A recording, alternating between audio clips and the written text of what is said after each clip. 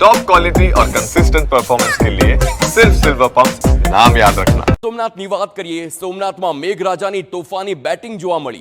જિલ્લાના તમામ વિસ્તારોમાં ધોધમાર વરસાદ અને તેમાં પણ ખાસ કરીને સૂત્રાપાડાની વાત કરીએ તો 11 ને 30 ઇંચ વરસાદ પડ્યો છે સૂત્રાપાડામાં છેલ્લા 24 કલાકમાં 11.30 ઇંચ વરસાદ નોંધાયો।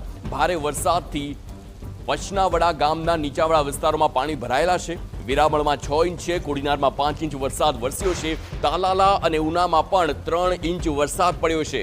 આપને યાદ હશે કે થોડા દિવસ પહેલા અમદાવાદમાં જ્યારે 1 થી 1.5 કલાક વરસાદ પડ્યો અને તેમાં પણ 3 થી 4 ઇંચ વરસાદ પડતા અમદાવાદના અનેક એવા જે વિસ્તારો હતા તે જળમગ્ન થઈ ગયા હતા। તો આપ સમજો કે આખો જે ગ્રામ્ય વિસ્તાર છે, જે ગીર સોમનાથના અલગ અલગ તાલુકાઓની વાત કરીએ, ત્યાં 5 થી 6 ઇંચ વરસાદ છે। આપ વિચાર કરી શકો છો કે આ વરસાદ કેટલી તીવ્રતા સાથે પડ્યો હશે અને કેવી રીતે આ દ્રશ્યોમાં પણ જોઈ શકાય છે। આ દ્રશ્યો જે વાતની સાક્ષી છે કે ધોધમાર વરસાદ અલગ અલગ જિલ્લાઓમાં આ સાથે જ સૌરાષ્ટ્રમાં પડી રહ્યો છે। આ દ્રશ્યો ગીર સોમનાથના છે। તાલાલાની વાત કરવામાં આવે, આ સાથે જ અલગ અલગ તાલુકાઓની વાત કરવામાં આવે તો આખા ખેતરો છે તે તરબોળ થઈ ગયેલા છે।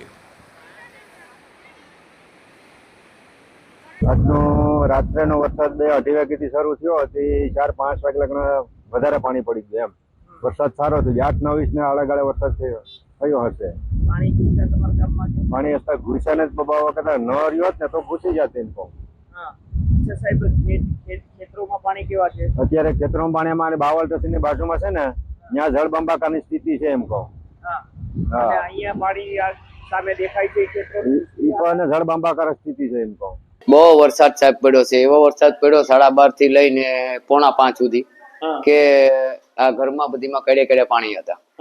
આ હેરીઓમાં ગલીઓમાં બધાયમાં કોઈના અનાજ બગડી ગયા છે, કોઈના ગાદલા, કોઈના ગોદડા, બધી વસ્તુ તણાઈ ગઈ છે। કોઈ વસ્તુ સારી રહી નથી। પાણી ગોઠણ સુધી કડે સુધી બધાયના ઘરોમાં પાણી કરી ગયા છે। આ ઝાપા હેરી કહેવાય। પરવામાં બાજરો પલળી ગયો છે, ઘઉં પલળી ગયા છે। પરવામાં ઘઉં, બાજરો બધી પલળી ગયો છે, રાશન પાણી પલળી ગયું છે। પાણી ઓછી થી આવ્યું તે અહીં મારા છોકરા બરાબર પર ઓલી પારે, હું અહીં એકલી નોખી ઓડીમાં રહેવ તો પછી પાણી આવ્યું તો બધા આવા બધું હું થોડી ઘર વસી થોડો ઘણો ભીજાણો। એકલી તો શું હોય, મને 12-13 કિલો તેલ બધી એવું હતું ને ભીજાણું થોડું। પાણી 3-4 વાગ્યા પાણી આવ્યું હતું। 2-2:30 વાગ્યાનો વરસાદ ચાલુ થયો, 3-4 વાગ્યા પાણી આવ્યું હતું એકદમ ફૂલ।